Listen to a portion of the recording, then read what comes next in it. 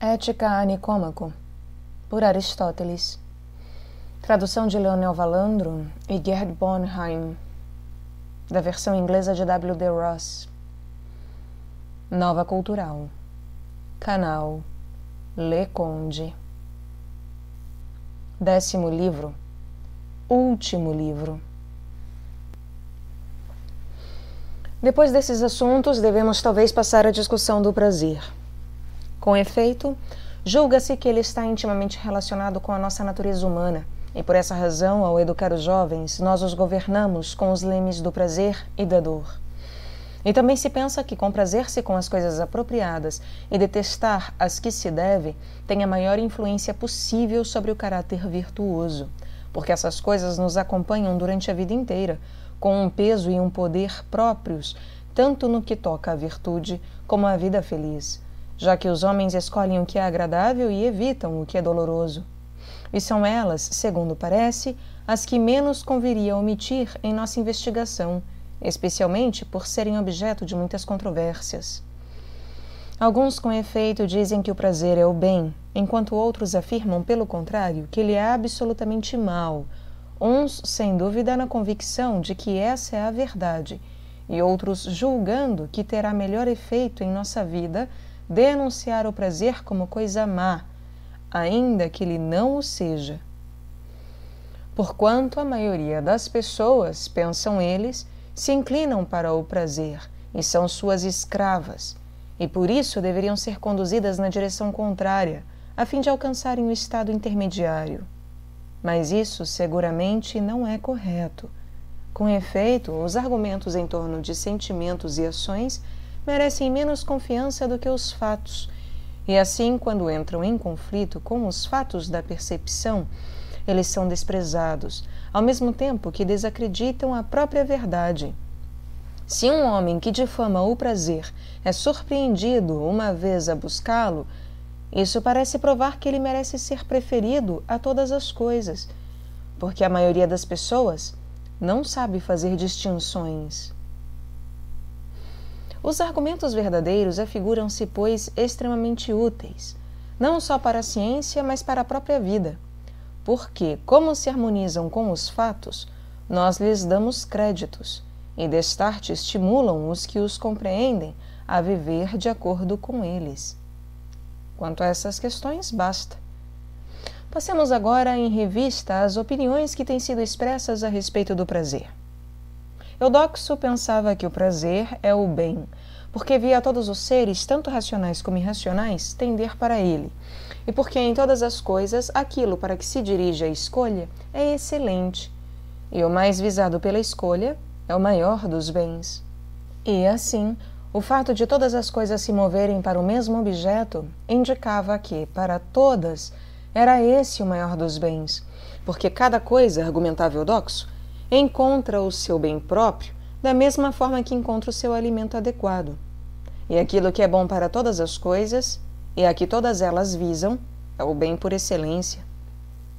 Seus argumentos foram aceitos não tanto por si mesmos, como pela excelência do seu caráter. Passava por ser um homem de notável autodomínio, e por isso se julgava que ele não afirmasse tais coisas como amigo do prazer, mas porque essa era a verdade. Acreditava Eudoxo que um estudo do contrário do prazer não conduzia com menos evidência à mesma conclusão. Assim como a dor é em si mesma um objeto de aversão para todas as coisas, o seu contrário deve ser um objeto de preferência. Ora, o mais genuíno objeto de preferência é aquilo que escolhemos por si mesmo, e não por causa de outra coisa, ou com vistas nela. E o prazer é reconhecidamente dessa natureza, pois que ninguém indaga com que fim o sente, implicando o destarte que ele é, em si mesmo, um objeto de escolha. Além disso, Eudoxo argumentava que o prazer, quando acrescentado a um bem qualquer, como por exemplo a ação justa ou temperante, o torna mais digno de escolha, e que o bem só pode ser acrescido por si mesmo. Este argumento parece mostrar que ele é um dos bens, mas que não o é mais do que um outro qualquer, pois qualquer bem é mais digno de escolha quando acompanhado de um outro do que quando sozinho. E é mesmo por um argumento desta espécie que Platão demonstra não ser o bem o prazer. Diz ele que a vida aprazível é mais desejável quando acompanhada de sabedoria do que sem ela, e que, se a mistura é melhor, o prazer não é o bem, porque o bem não pode tornar-se mais desejável pela adição do que quer que seja. Ora, é claro que não só o prazer, mas nenhuma outra coisa pode ser o bem se a adição de uma das coisas que são boas em si mesmas a torna mais desejável. Que é então que satisfaz esse critério e em que, ao mesmo tempo, podemos participar? É alguma coisa dessa espécie que estamos procurando. Há quem objete a isso, dizendo que o fim visado por todas as coisas não é necessariamente bom, mas podemos estar certos de que tais pessoas não fazem mais do que disparatar. Porquanto nós dizemos que aquilo que todos pensam é a verdade, e o homem que atacar essa crença não terá outra coisa mais digna de crédito para sustentar em lugar dela. Se fossem criaturas irracionais que desejassem as coisas de que falamos, talvez houvesse alguma verdade no que eles dizem. Mas, se seres inteligentes também as desejam, que sentido pode ter tal opinião? Sem embargo, talvez mesmo nas criaturas inferiores exista algum bem natural mais forte do que elas e que as oriente para o bem que lhes é próprio. Tampouco parece correto o argumento sobre o contrário do prazer. Dizem que, se a dor é um mal, não se segue daí que o prazer seja um bem, porque um mal se opõe a outro, e ambos, ao mesmo tempo, se opõem ao estado neutro. Ora, isto é bastante certo, mas não se aplica às coisas de que estamos tratando. Porque, se tanto o prazer como a dor pertencessem à classe dos males, ambos deviam ser objetos de aversão, ao passo que, se pertencessem à classe das coisas neutras, nenhum seria objeto de aversão, ou ambos o seriam em igual grau. Mas a verdade evidente é que os homens evitam uma como um mal e escolhem o outro como um bem. Essa deve ser, portanto, a natureza da oposição entre os dois. E, portanto, se o prazer não é uma qualidade, também não se conclui daí que ele não seja um bem, porque tampouco são qualidades a atividade virtuosa, nem a felicidade. Dizem, no entanto, que o bem é determinado, enquanto o prazer é indeterminado, visto admitir graus. Ora, se é pela observação do sentimento de prazer que pensam assim, o mesmo será verdadeiro da justiça e das outras virtudes, no tocante às quais dizemos, sem hesitar, que as pessoas de um certo caráter o são mais ou menos, e procedem mais ou menos de acordo com essas virtudes. Porquanto uma pessoa pode ser mais ou menos corajosa, e também é possível agir de maneira mais ou menos justa ou temperante. Mas, se o juízo desses pensadores se baseia nos diversos prazeres, seguramente eles não estão apontando a causa verdadeira, se de fato alguns prazeres são extremes e outros mesclados. E por outro lado, se a saúde admite graus sem ser indeterminada, por que não sucederia o mesmo com o prazer? A mesma proporção não é encontrada em todas as coisas, nem uma determinada proporção sempre na mesma coisa. Pode ela afrouxar e, sem embargo, persistir até um certo ponto, e pode também diferir em grau. Por conseguinte, o caso do prazer também pode ser dessa espécie. Por outro lado, eles alegam que o bem é perfeito, ao passo que o movimento e as gerações são imperfeitos, e procuram mostrar que o prazer é um movimento e uma geração. Mas nem mesmo isso parece ser verdade. Com efeito, pensa-se que a rapidez e a lentidão são características de todo e qualquer movimento, E se um movimento como o dos céus não tem rapidez nem lentidão em si mesmo, tem-nas em relação a outra coisa. Mas do prazer nada disso é verdadeiro. Porquanto, se é certo que podemos com prazer-nos depressa, assim como podemos encolerizar-nos depressa, não é possível sentir prazer depressa, embora se possa andar, crescer, etc., rapidamente. Em outras palavras, podemos passar depressa ou lentamente a um estado de prazer, porém não mostrar rapidamente a atividade do prazer, isto é, sentir prazer. Ainda mais, em que sentido pode ele ser uma geração? Não se crê que uma coisa qualquer possa provir de outra coisa qualquer, mas que uma coisa se encontra como que dissolvida naquela de que provém, e a dor seria a destruição dessa coisa, cuja geração seria o prazer. Dizem também que a dor é a ausência daquilo que é conforme à natureza e que o prazer é o preenchimento dessa falta. Mas tais sensações são corporais. Se, pois, o prazer é o preenchimento daquilo que está de acordo com a natureza, o que sente prazer será aquilo em que ocorre o preenchimento da falta, a saber, o corpo. Mas não se acredita que seja assim. Portanto, o preenchimento não é prazer, embora possamos sentir prazer quando ele ocorre, assim como sentiríamos dor ao ser operados. Esta doutrina parece basear-se nas dores e prazeres associados à nutrição e no fato de que as pessoas que previamente sofreram míngua de alimentos e esta lhes foi dolorosa, sentem prazer ao ser preenchida a falta. Mas isso não acontece com todos os prazeres.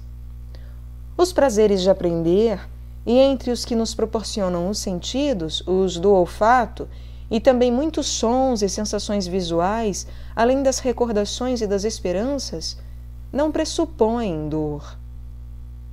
De onde, pois, se gerariam estes? Não havia, no seu caso, nenhuma falta a preencher. Em resposta aos que argumentam com os prazeres vergonhosos, podemos dizer que esses não são agradáveis. Pelo fato de certas coisas agradarem a pessoas de constituição viciosa, não devemos supor que elas também sejam agradáveis a outros, assim como não raciocinamos dessa forma a respeito das coisas que são saudáveis, doces ou amargas para os doentes, nem atribuímos a brancura às que parecem brancas aos que sofrem dos olhos. Ou então, poder-se-ia responder que os prazeres são desejáveis, porém não os provindos dessas fontes, assim como a riqueza é desejável, porém não como recompensa da traição, e como a saúde não é à custa de comer toda e qualquer coisa. Ou talvez os prazeres difiram em espécie, pois os que provêm de fontes nobres são diferentes daqueles cujas fontes são vis. E não se pode sentir o prazer do homem justo sem ser justo, nem os prazeres do músico sem ser músico, e assim por diante. E também o fato de um amigo ser diferente de um adulador parece mostrar com toda a evidência que o prazer não é um bem, ou que os prazeres diferem em espécie, porque se acredita que um busca o nosso convívio com a mira no bem e o outro visando ao nosso prazer, e um é censurado pela sua conduta, enquanto o outro é louvado, partindo-se do princípio de que os dois buscam o nosso convívio com finalidades diferentes. Além disso, ninguém preferiria viver a vida inteira com o intelecto de uma criança, por mais prazer que lhe proporcionassem as coisas que agradam às crianças, nem comprazer-se na prática de algum ato profundamente vergonhoso, ainda que jamais tivesse de sofrer em consequência.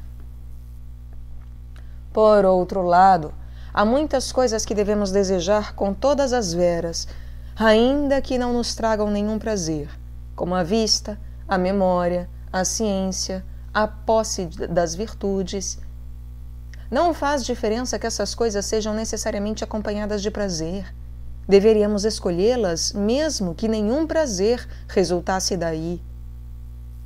Parece claro, portanto, que nem o prazer é o bem, nem todo prazer é desejável, e que alguns prazeres são realmente desejáveis por si mesmos, diferindo eles dos outros em espécie ou quanto às suas fontes.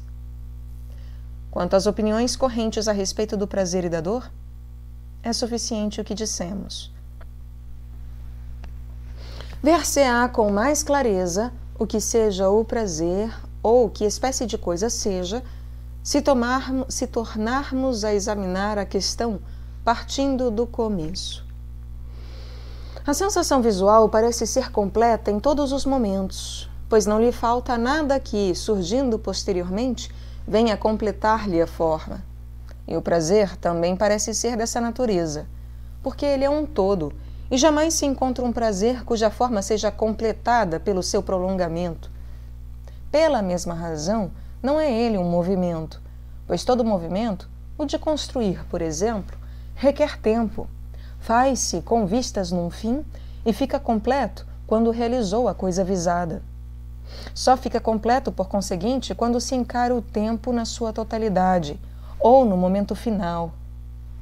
Em suas partes e durante o tempo que estas ocupam, todos os movimentos são incompletos e diferem em espécie do movimento inteiro e uns dos outros. Com efeito, o ajustamento das pedras umas às outras difere da caneladura da coluna, e ambas as coisas diferem da construção do templo. E a construção é completa, pois nada lhe falta com relação ao fim que se tinha em vista, mas o preparo da base e do tríglifo é incompleto, por ser a produção de uma parte apenas. Diferem eles, portanto, em espécie, e em nenhum momento dado é possível encontrar um movimento completo quanto à forma, mas só no tempo encarado em sua totalidade. O mesmo se pode dizer no tocante ao andar e todos os outros movimentos, porque, se a locomoção é um movimento de um lugar para outro, também nela existem diferenças de espécie: voar, caminhar, saltar, etc. E não é só isso, senão que no próprio caminhar existem diferenças de espécie, porque o donde e o para onde não são os mesmos na pista de corrida, considerada como um todo e em cada uma de suas partes, nem nas diversas partes. E tampouco é a mesma coisa percorrer esta linha e aquela, pois o que se percorre não é apenas uma linha, mas uma linha que se encontra em determinado lugar. E o lugar desta é diferente do lugar daquela. Em outra obra, discutimos o movimento com precisão, mas parece que ele não é completo em todo e qualquer momento, e os numerosos movimentos são incompletos e diferentes em espécie, já que o donde e o para onde dão a cada um a sua forma própria. Mas quanto ao prazer, sua forma é completa em todo e qualquer movimento. É evidente, pois, que o prazer e o movimento diferem um do outro, e que o prazer deve ser uma das coisas que são inteiras e completas. Isso também é indicado pelo fato de não ser possível mover-se senão dentro do tempo, mas sentir prazer, sim, porquanto aquilo que ocorre no momento é um todo. Estas considerações deixam bem claro, pois, que não têm razão os pensadores segundo os quais há um movimento ou uma geração de prazer, pois que movimento e geração não podem ser atribuídos a todas as coisas, mas apenas àquelas que são divisíveis e não constituem todos. Não há geração da sensação visual, nem de um ponto, nem de uma unidade, nem qualquer destas coisas é um movimento ou uma geração. Logo, tampouco há movimento ou geração no prazer, visto que ele é um todo. Já que cada sentido é ativo em relação ao seu objeto, e um sentido em condições de rigidez age de maneira perfeita em relação aos mais belos dentre os seus objetos, pois o ideal da atividade perfeita parece ser desta natureza, e tanto faz dizer que ela própria é ativa como o órgão em que reside, segue-se que, no tocante a cada sentido, a melhor atividade é a do órgão em melhores condições com relação aos mais belos de seus objetos. E essa atividade será a mais completa e a mais aprazível, porque, existindo embora prazer para cada sentido, e não menos para o pensamento e a contemplação, o mais completo é o mais aprazível, e o de um órgão em boas condições com relação aos mais nobres de seus objetos é o mais completo, e o prazer completa a atividade. Entretanto, ele não a completa da mesma maneira que a combinação de objeto e sentido, ambos bons, assim como a saúde e o médico não são na mesma acepção as causas de um homem ser sadio. É evidente que o prazer pode acompanhar qualquer sentido, pois falamos de espetáculos e de sons como sendo agradáveis. Não menos evidente é que ele é experimentado acima de tudo quando o sentido se encontra nas melhores condições e em atividade com referência a um objeto apropriado. Quando tanto o percipiente como o objeto são os melhores possíveis, haverá sempre prazer, por estarem presentes o agente e o paciente requeridos. O prazer completa a atividade, não como o faz o estado permanente que lhe corresponde, pela imanência, mas como um fim que sobrevém como o viço da juventude para os que se encontram na flor da idade. Na medida, pois, em que tanto o objeto inteligível ou sensível, como a faculdade discriminadora ou contemplativa forem tais como convém, a atividade será acompanhada de prazer. Pois quando o fator ativo e o passivo se mantêm inalterados e guardam a mesma relação um para com o outro, o mesmo resultado segue-se naturalmente.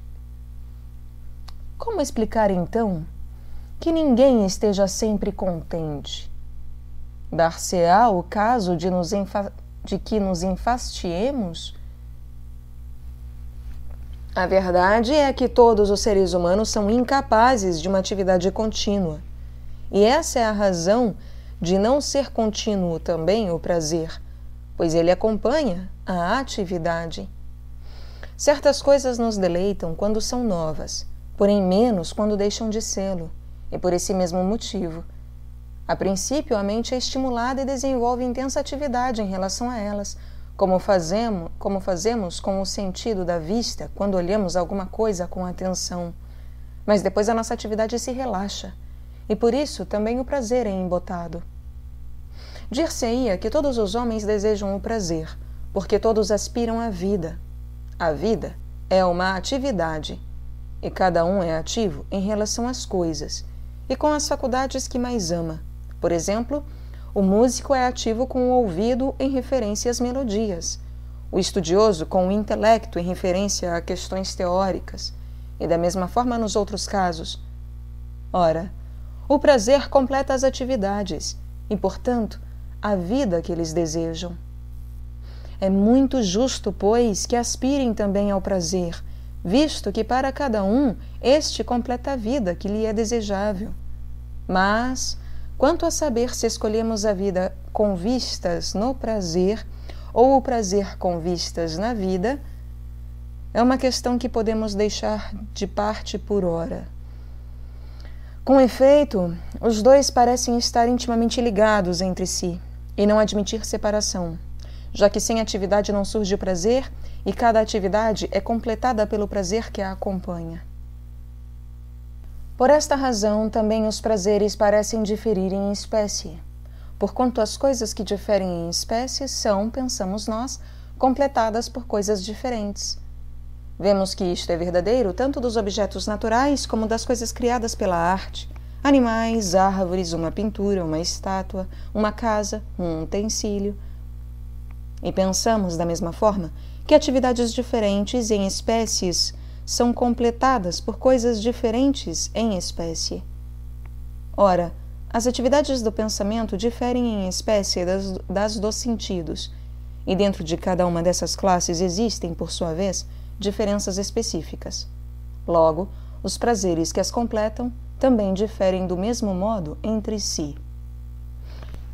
Isto é confirmado pelo fato de estar cada prazer estreitamente ligado à atividade que ele completa.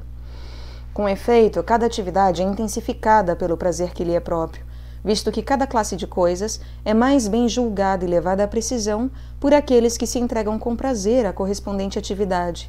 Por exemplo, são os que se comprazem no raciocínio geométrico que se tornam geômetras e compreendem melhor os diversos teoremas, e, analogamente, os que gostam de música, de arquitetura, etc., fazem progressos nos respectivos campos porque se comprazem neles. E assim os prazeres intensificam as atividades, e o que intensifica uma coisa lhe é congênere, mas coisas diferentes em espécie têm propriedades diferentes em espécie. Mais evidente isso se torna quando consideramos que as atividades são impedidas pelos prazeres provenientes de outras fontes.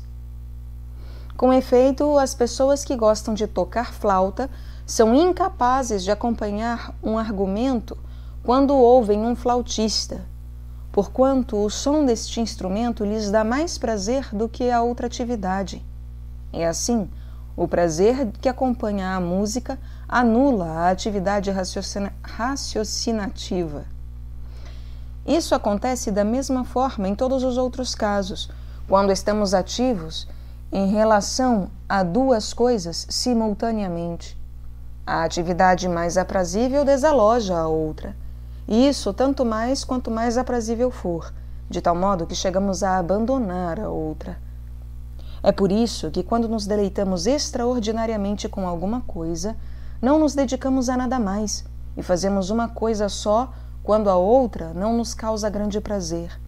Por exemplo, no teatro, as pessoas que gostam de doces os comem em maior quantidade quando os atores são medíocres. Ora, como as atividades se tornam mais precisas, mais duradouras e melhores por efeito do prazer que lhes é próprio e são prejudicadas pelos prazeres estranhos, é evidente que essas duas espécies de prazer são bem distintas uma da outra. Porquanto os prazeres estranhos têm mais ou menos o mesmo efeito que as dores próprias, visto que estas também destroem as atividades correspondentes. Por exemplo, se um homem acha desagradável ou penoso escrever ou fazer contas, ele não escreve nem faz contas, porque a atividade lhe é penosa. Destarte, uma atividade sofre efeitos contrários por parte de seus prazeres e dores próprios, isto é, daqueles que sobrevêm em virtude de sua própria natureza. E dissemos que os prazeres estranhos têm mais ou menos o mesmo efeito que a dor. Eles também destroem a atividade, só que não no mesmo grau. Ora, assim como as atividades diferem com respeito à bondade ou maldade, e umas são dignas de escolha, outras devem ser evitadas, e outras ainda são neutras, o mesmo sucede com os prazeres, pois cada atividade tem o seu prazer próprio. O prazer próprio a uma atividade digna é bom, e o próprio a uma atividade indigna é mau. Assim como os apetites que têm objetos nobres são louváveis, e os que têm objetos vis são culpáveis. Mas os prazeres que acompanham as atividades são mais próprios destas do que os desejos, pois os segundos, os desejos, estão separados delas tanto pelo tempo como pela natureza, enquanto os primeiros, os prazeres, estão intimamente unidos às atividades. E é tão difícil distinguir os primeiros das segundas que se poderia até discutir a hipótese de ser a atividade a mesma coisa que o prazer. No entanto, o prazer não parece ser o pensamento ou a percepção. Isso seria estranho. Mas, como nunca andam um sem o outro, alguns julgam que sejam a mesma coisa.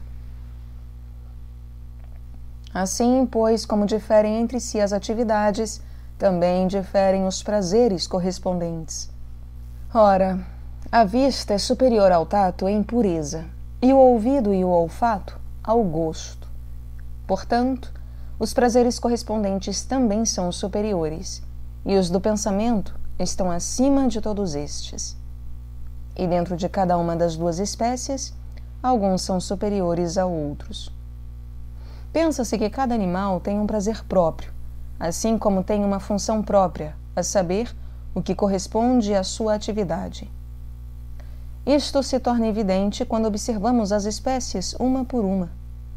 Cão, cavalo e homem têm prazeres diferentes, e como diz Heráclito, os asnos prefeririam as varreduras ao ouro, porque o alimento é mais agradável do que o ouro para eles. Destarte, os prazeres dos animais diferentes em espécie também diferem especificamente, e é de supor que os de uma determinada espécie não difiram entre si, mas variam em não pequeno grau, pelo menos no caso dos homens. As mesmas coisas deleitam algumas pessoas e causam dor a outras, e são penosas e odiosas a estes, mas agradáveis e estimáveis a aqueles. Isso também sucede com as coisas doces. As mesmas coisas não parecem doces a um febriciante e a um homem com saúde. Febriciante, um homem que tenha febre, né? E um homem com saúde. Nem quentes a um homem fraco e a um homem robusto. O mesmo se dá em outros casos. Mas em todas as coisas, o que parece a um homem bom é considerado como sendo realmente tal. Se isto é correto, como se afigura ser, a virtude e o homem bom como tais são a medida de todas as coisas. Serão verdadeiros prazeres os que lhe parecem tais, e verdadeiramente agradáveis as coisas em que ele se deleitar. Se as coisas que ele acha enfadonhas parecem agradáveis a outros, não há nada de surpreendente nisto, pois os homens podem ser pervertidos e estragados de muitos modos, e tais coisas não são realmente agradáveis, mas só o são para essas pessoas, e outras nas mesmas condições. Das que reconhecidamente são vergonhosas, evidentemente não se deveria dizer que são prazeres, salvo para um gosto pervertido. Mas das que são consideradas boas, que espécie de prazer, ou que prazer particular, deveríamos dizer que são próprios do homem? A resposta não é clara pela consideração das correspondentes atividades? Os prazeres seguem a estas.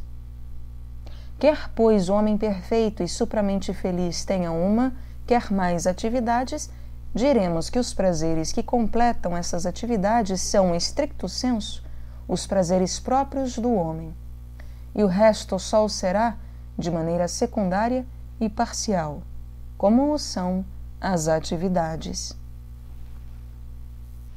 Agora que terminamos de falar das virtudes, das formas de amizade e das variedades de prazer, resta discutir em linhas gerais a natureza da felicidade, visto afirmarmos que ela é o fim da natureza humana. Nossa discussão será mais concisa se começarmos por sumariar o que dissemos anteriormente. Dissemos, pois, que ela não é uma disposição, porque se o fosse, poderia pertencer a quem passasse a vida inteira dormindo e vivesse como um vegetal, ou também a quem sofresse os maiores infortúnios. Se estas consequências são inaceitáveis e devemos então antes classificar a felicidade como uma atividade, como dissemos atrás, e se algumas atividades são necessárias e desejáveis com vistas em outra coisa, enquanto outras o são em si mesmas, é evidente que a felicidade deve ser incluída entre as desejáveis em si mesmas, e não entre as que o são com vista em algo mais, porque a felicidade nada falta, ela é autossuficiente. Ora, são desejáveis em si mesmas aquelas atividades em que nada mais se procura além da própria atividade, e pensa-se que as ações virtuosas são desta natureza, porquanto praticar atos nobres e bons é algo desejável em si mesmo. Também se acredita que as recreações agradáveis sejam dessa natureza. Não as escolhemos tendo em vista outra coisa, uma vez que antes somos prejudicados do que beneficiados por elas. Tais atividades nos levam a negligenciar nossos corpos e nossos bens materiais. Mas a maioria das pessoas que consideramos felizes buscam refúgio nesses passatempos, E por isso as pessoas hábeis em proporcioná-los são altamente estimadas nas cortes dos tiranos. Tornam-se agradáveis companheiros nas ocupações favoritas do tirano. E essa é a espécie de homem que ele precisa ter ao seu lado. Ora, acredita-se que essas coisas participem da natureza da felicidade, porque os déspotas entretêm com elas os seus lazeres. Mas talvez essa espécie de gente não prove nada, porque a virtude e a razão, das quais decorrem as boas atividades, não dependem da posição despótica. Nem os prazeres do corpo deveriam ser considerados mais desejáveis, porque neles se refugiam tais pessoas, que nunca experimentaram um prazer puro e generoso. E os meninos também julgam que as coisas que eles próprios prezam são as melhores. É de crer, pois, que assim como diferentes coisas parecem valiosas aos meninos e aos homens feitos, também se deu o mesmo com os homens maus e os bons.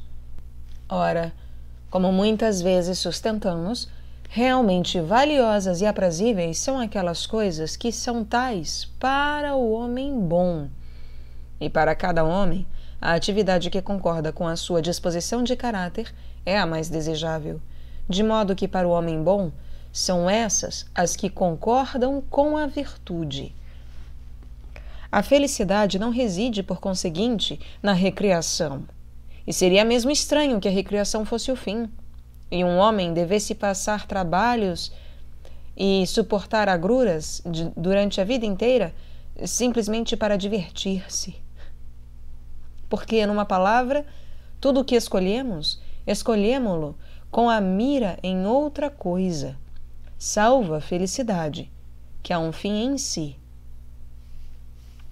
Ora, esforçar-se e trabalhar com vistas na recreação parece coisa tola e absolutamente infantil. Mas divertir-nos a fim de poder esforçar-nos, como se expressa Anacarsis, parece certo, porque o divertimento é uma espécie de relaxação, e necessitamos de relaxação, porque não podemos trabalhar constantemente. A relaxação, por conseguinte, não é um fim, pois nós a cultivamos com vistas na atividade. Pensa-se que a vida feliz é virtuosa. Ora, uma vida virtuosa exige esforço e não consiste em divertimento. E dizemos que as coisas sérias são melhores do que as risíveis e as relacionadas com o divertimento, e que a atividade da melhor entre as duas, quer se trate de dois elementos do nosso ser, quer de duas pessoas, é a mais séria. Mas a atividade na melhor é ipso facto superior e participa mais da natureza da felicidade. Além do que, uma pessoa qualquer, até um escravo, pode fruir os prazeres do corpo, não menos que o melhor dos homens. Mas ninguém considera o escravo partícipe da felicidade, a não ser que também o considere partícipe da vida humana. Com efeito, a felicidade não reside em tais ocupações, mas, como já dissemos, nas atividades virtuosas. Se a felicidade é a atividade conforme a virtude, será razoável que ela esteja também em concordância com a mais alta virtude. E essa será a do que existe de melhor em nós, quer seja a razão, quer alguma outra coisa, esse elemento que julgamos ser o nosso dirigente e guia natural, tornando a seu cargo as coisas nobres e divinas, e quer seja ele mesmo divino, quer apenas o elemento mais divino que existe em nós, sua atividade, conforme a virtude que lhe é própria, será a perfeita felicidade. Que essa atividade é contemplativa, já o dissemos anteriormente. Ora, isso parece estar de acordo não só com o que muitas vezes asseveramos, mas também com a própria verdade. Porque, em primeiro lugar, essa atividade é a melhor, pois não só é a razão a melhor coisa que existe em nós, como os objetos da razão são os melhores entre os objetos cognoscíveis.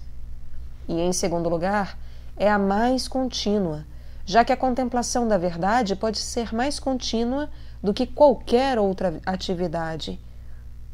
E pensamos que a felicidade tem uma mistura de prazer, mas a atividade da sabedoria filosófica é reconhecidamente a mais aprazível das atividades virtuosas.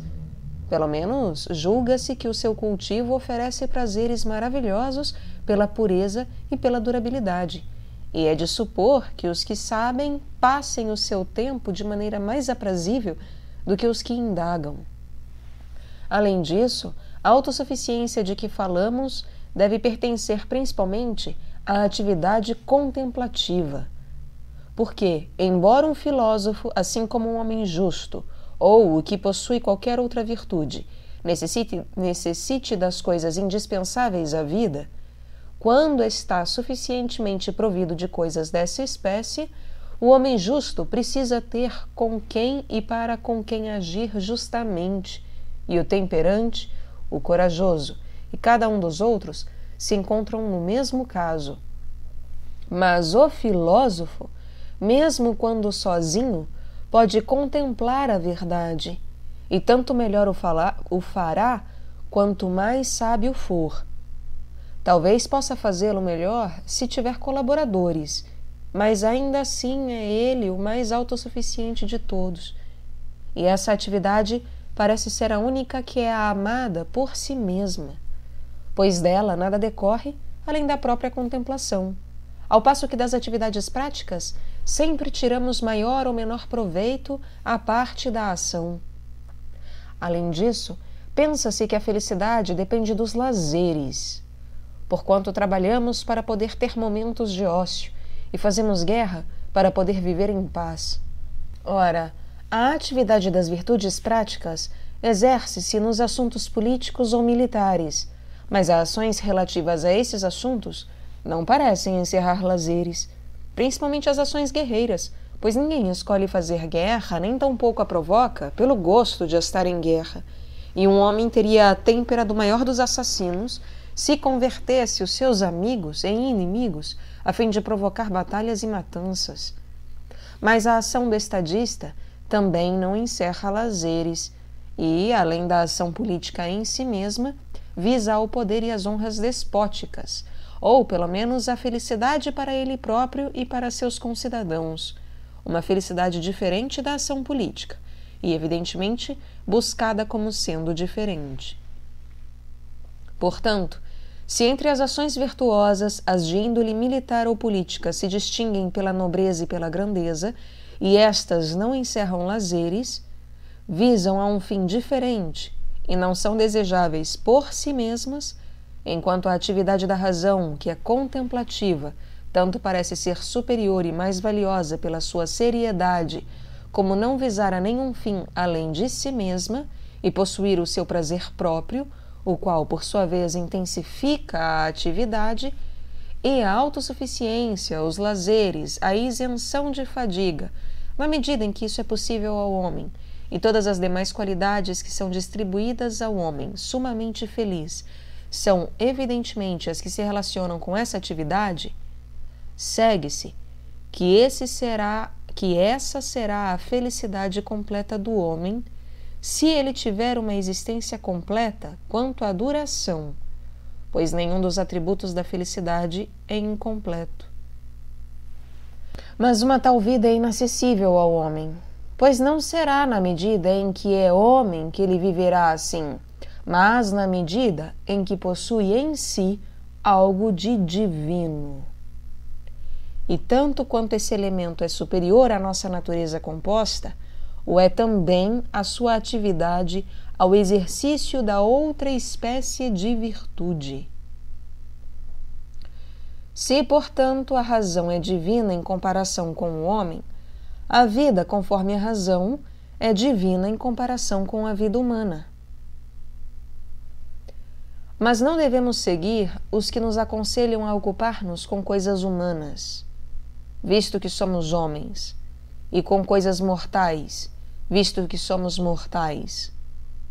Mas, na medida em que isso for possível, procuremos tornar-nos imortais e envidar todos os esforços para viver de acordo com o que há de melhor em nós.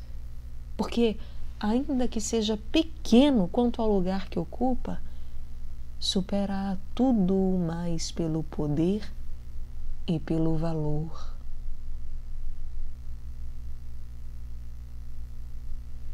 Se, portanto, a razão é divina em comparação com o homem, a vida conforme a razão é divina em comparação com a vida humana. Mas não devemos seguir os que nos aconselham a ocupar-nos com coisas humanas, visto que somos homens, e com coisas mortais, visto que somos mortais. Mas, na medida em que isso for possível, procuremos tornar-nos imortais e envidar todos os esforços para viver de acordo com o que há de melhor em nós, porque ainda que seja pequeno quanto ao lugar que ocupa, supera a tudo mais pelo poder e pelo valor. E dir-se-ia também que esse elemento é o próprio homem, já que é a sua parte dominante e a melhor dentre as que o compõem. Seria estranho, pois, que não escolhesse a vida do seu próprio ser, mas a de outra coisa. E o que dissemos atrás tem aplicação aqui. O que é próprio de cada coisa é, por natureza, o que há de melhor e de aprazível para ela. E assim, para o homem, a vida conforme a razão é a melhor e a mais aprazível, já que a razão, mais do que qualquer outra coisa, é o homem, donde se conclui que essa vida é também a mais feliz. Mas, em grau secundário, a vida de acordo com a outra espécie de virtude é feliz porque as atividades que concordam com esta condizem com a nossa condição humana. Os atos corajosos e justos, bem como outros atos virtuosos, nós os praticamos em relação uns aos outros, observando nossos respectivos deveres no tocante a contratos, serviços e toda sorte de ações, bem assim como as paixões. E todas essas coisas parecem ser tipicamente humanas. Dir-se-ia até que algumas delas provêm do próprio corpo, e que o caráter virtuoso se prende por muitos laços às paixões. A sabedoria prática também está ligada ao caráter virtuoso, e este à sabedoria prática, já que os princípios de tal sabedoria concordam com as virtudes morais e a retidão moral concorda com ela. Ligadas que são também as paixões, as virtudes morais devem pertencer à nossa natureza composta. Ora, tais virtudes são humanas. Por conseguinte, humanas são também a vida e a felicidade que lhes correspondem. A excelência da razão é uma coisa à parte. Dela devemos contentar-nos em dizer isto, porquanto descrevê-la com precisão é tarefa maior do que exige o nosso propósito. Sem embargo, ela também parece necessitar de bens exteriores, porém pouco, ou, em todo caso, menos do que necessitam as virtudes morais. Admitamos que ambas necessitem de tais coisas em grau igual, embora o trabalho do estadista se ocupe mais com corpo e coisas tais, porque a diferença quanto a isso será pequena. Mas naquilo de que precisam para o exercício de suas atividades, haverá grande diferença. O homem liberal necessita de dinheiro para a prática de seus atos de liberalidade, e o homem justo para a retribuição de serviços, pois é difícil enxergar claro nos desejos, e mesmo os que não são justos aparentam o desejo de agir com justiça. E o homem corajoso necessita de poder para realizar qualquer dos atos que correspondem à sua virtude, e o temperante necessita de oportunidade, pois de que outro modo poderíamos reconhecer tanto a ele como a qualquer dos outros? Também se discute sobre se é a vontade ou o ato que é mais essencial à virtude, pois supõe-se que esta envolve tanto uma como o outro, e é evidente que sua perfeição envolve a ambos. Mas os atos exigem muitas coisas, e tanto mais quanto maiores e mais nobres forem. O homem que contempla a verdade, porém, não necessita de tais coisas, ao menos para o exercício de sua atividade, e pode-se dizer até que elas lhe servem de obstáculo, quando mais não seja para a própria contemplação. Mas, enquanto o homem que vive no meio de outros homens, ele escolhe a prática de atos virtuosos, por conseguinte, necessita também das coisas que facilitam a vida humana.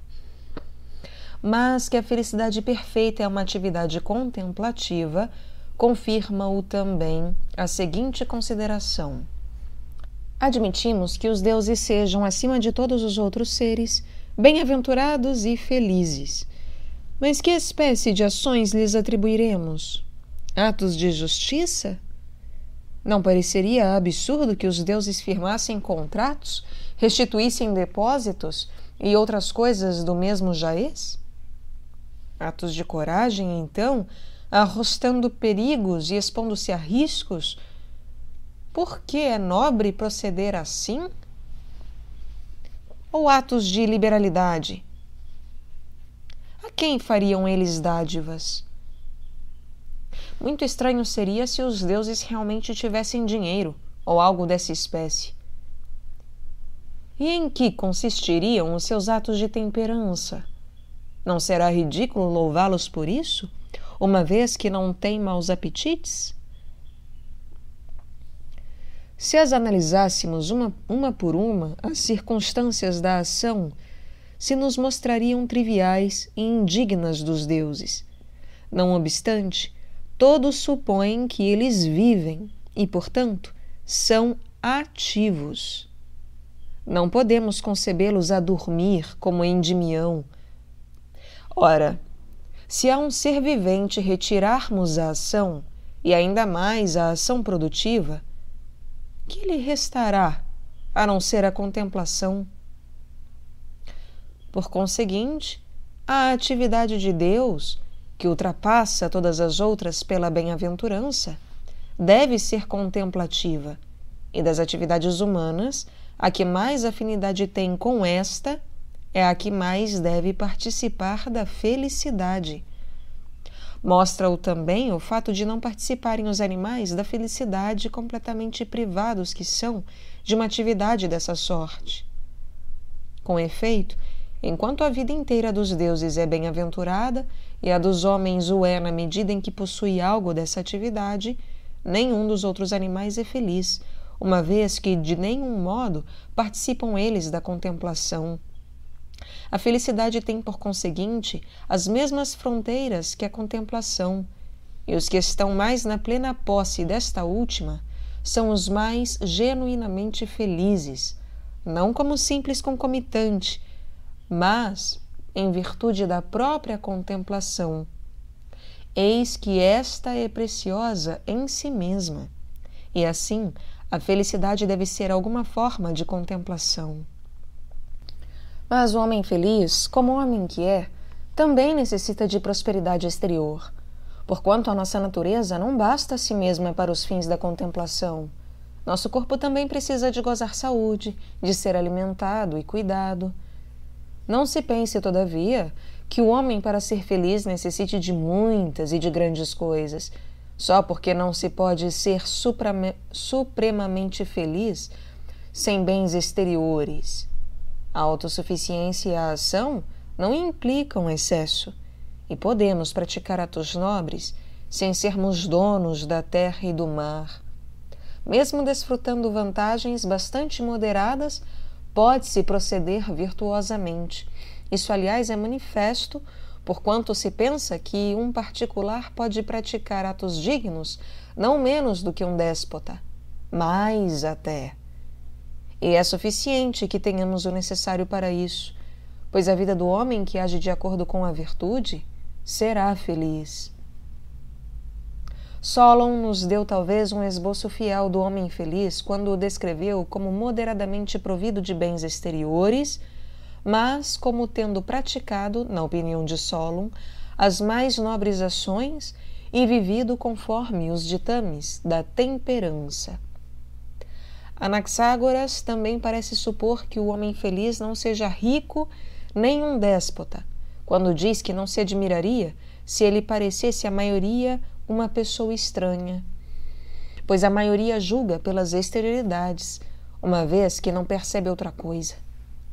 E assim, as opiniões dos sábios parecem harmonizar-se com os nossos argumentos. Mas, embora essas coisas também tenham um certo poder de convencer, a verdade em assuntos práticos percebe-se melhor pela observação dos fatos da vida, pois estes são o fator decisivo. Devemos, portanto, examinar o que já dissemos à luz desses fatos, e se estiver em harmonia com eles, aceitá-lo-emos. Mas, se entrarem em conflito, admitiremos que não passa de simples teoria.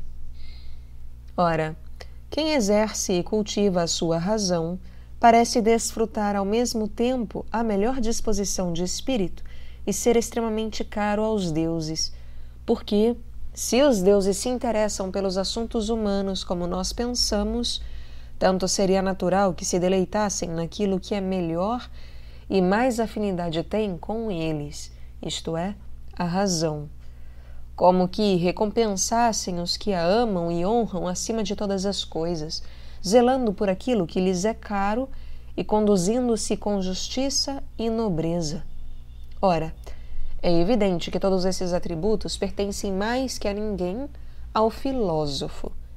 É ele, por conseguinte, de todos os homens, o mais caro aos deuses, e será, presumivelmente, também o mais feliz, de sorte que também neste sentido o filósofo será o mais feliz dos homens.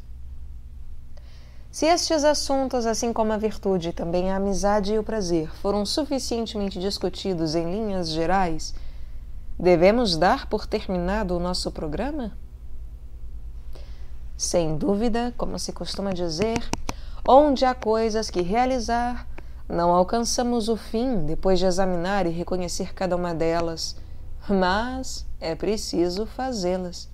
No tocante à virtude, pois, não basta saber, devemos tentar possuí-la e usá-la, ou experimentar qualquer outro meio que se nos antepare de nos tornarmos bons.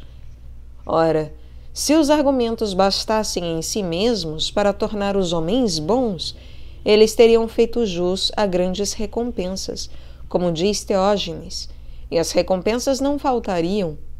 Mas a verdade é que, embora pareçam ter o poder de encorajar e estimular os jovens de espírito generoso e preparar um caráter bem-nascido e genuinamente amigo de tudo o que é nobre para receber a virtude, eles não conseguem incutir nobreza e bondade na multidão, porquanto o homem comum não obedece por natureza ao sentimento de pudor, mas unicamente ao medo.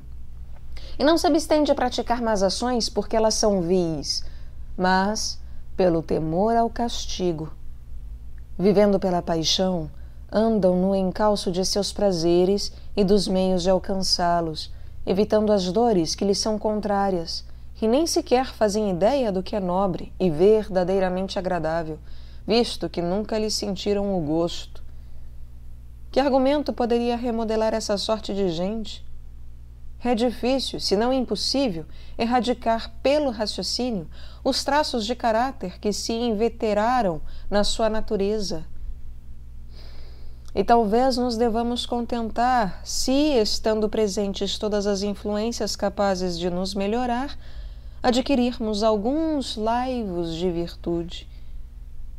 Ora, alguns pensam que nos tornamos bons por natureza, outros pelo hábito, e outros ainda pelo ensino.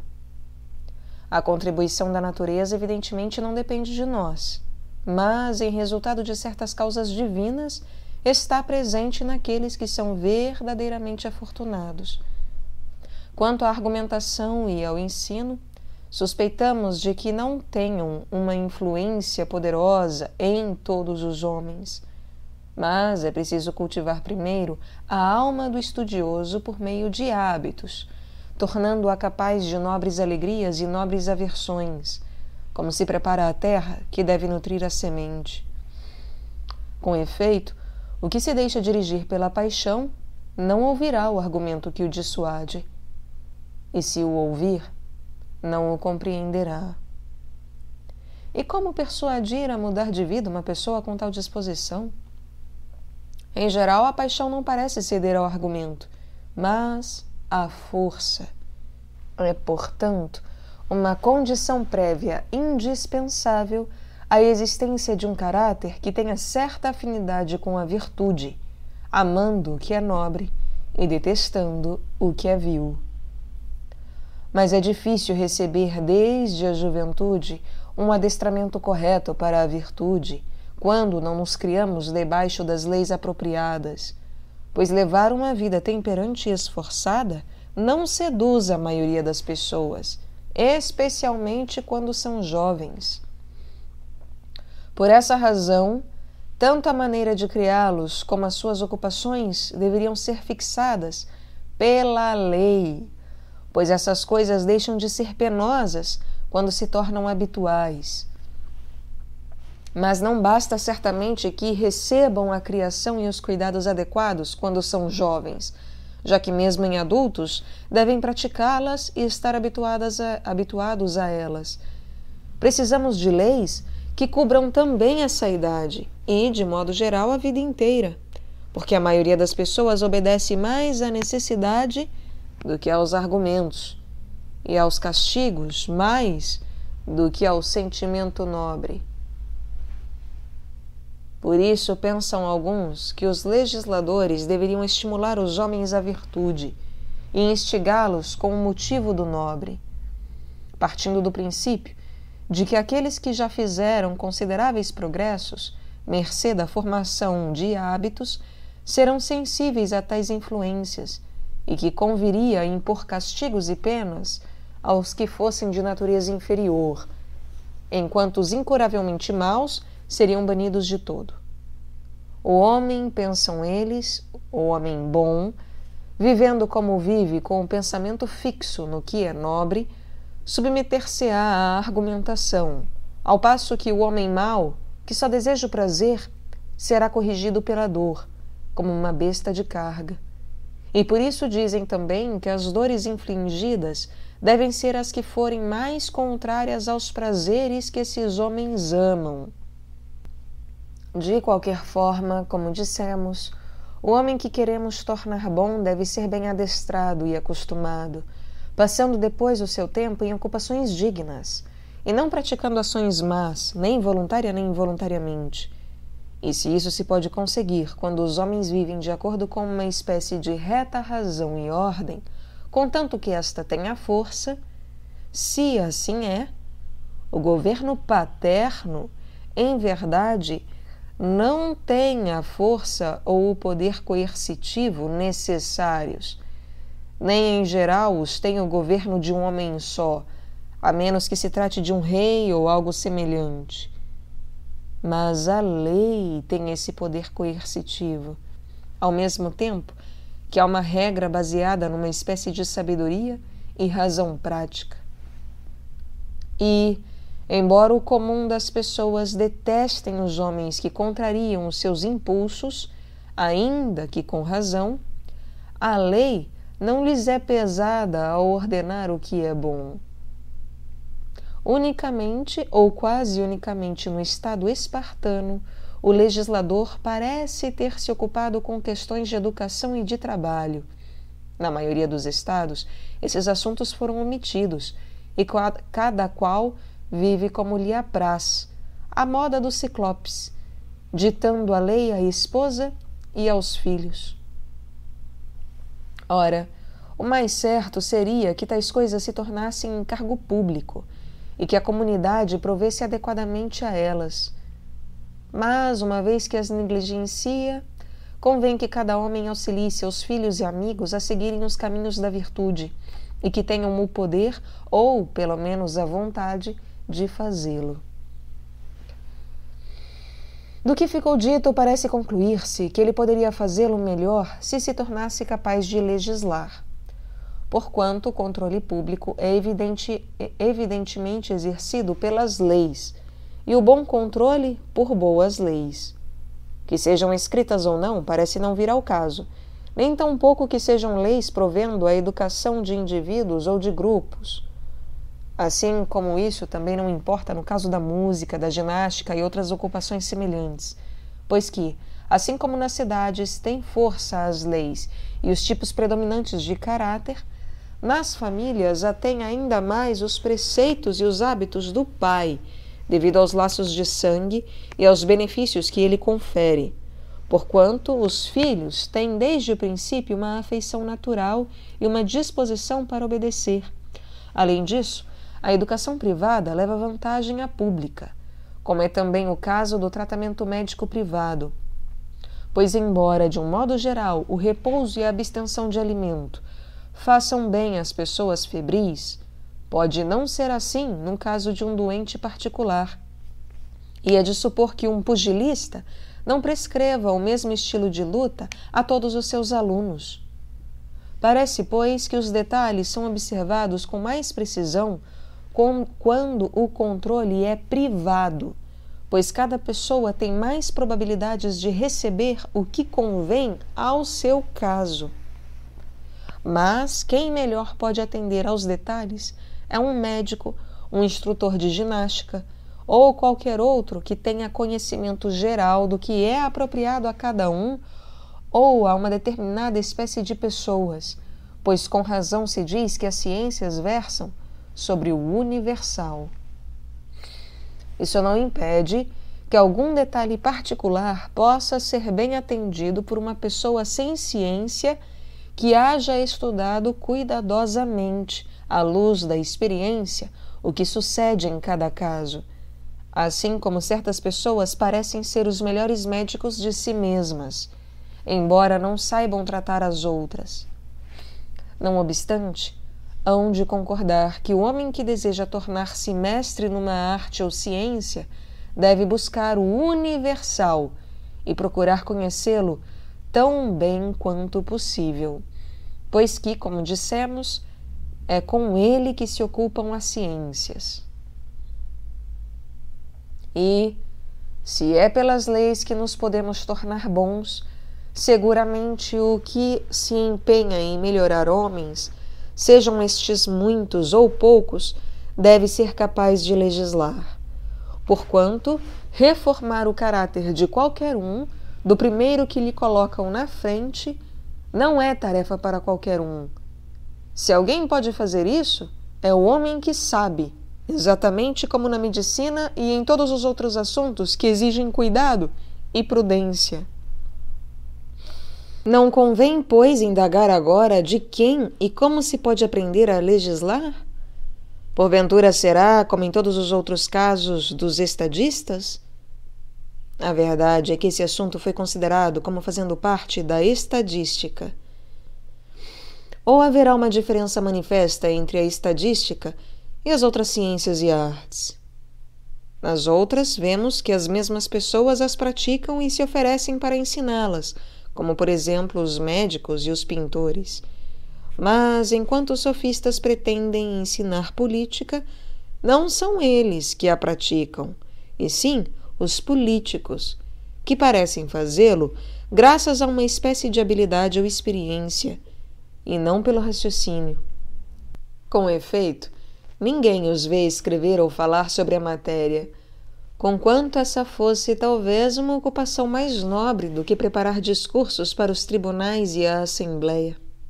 E também não consta que eles costumem fazer estadistas de seus filhos ou de seus amigos, mas seria de esperar que o fizessem, se isso lhes fosse possível, pois não poderiam legar às suas cidades nada de melhor do que uma habilidade dessa sorte, ou transmiti-la aos que lhes são caros, se preferissem guardá-la no seu meio.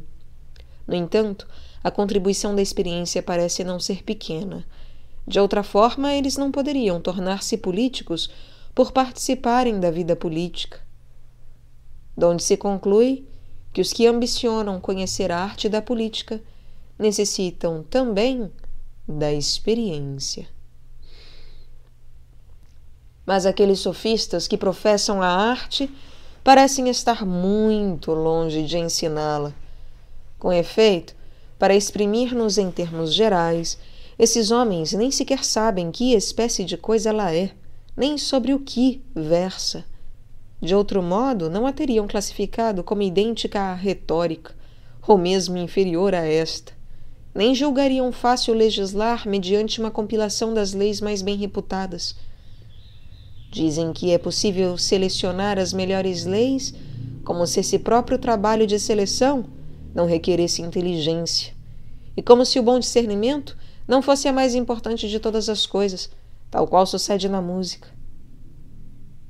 Com efeito, embora as pessoas experimentadas em qualquer campo julguem com acerto das obras que se produzem nele e compreendam por que meios e de que modo essas obras são realizadas e que coisas se harmonizam com outras coisas, os inexperientes devem dar-se por muito felizes quando podem julgar se a obra foi bem ou mal feita, como no caso da pintura. Ora, as leis são, por assim dizer, as obras da arte política.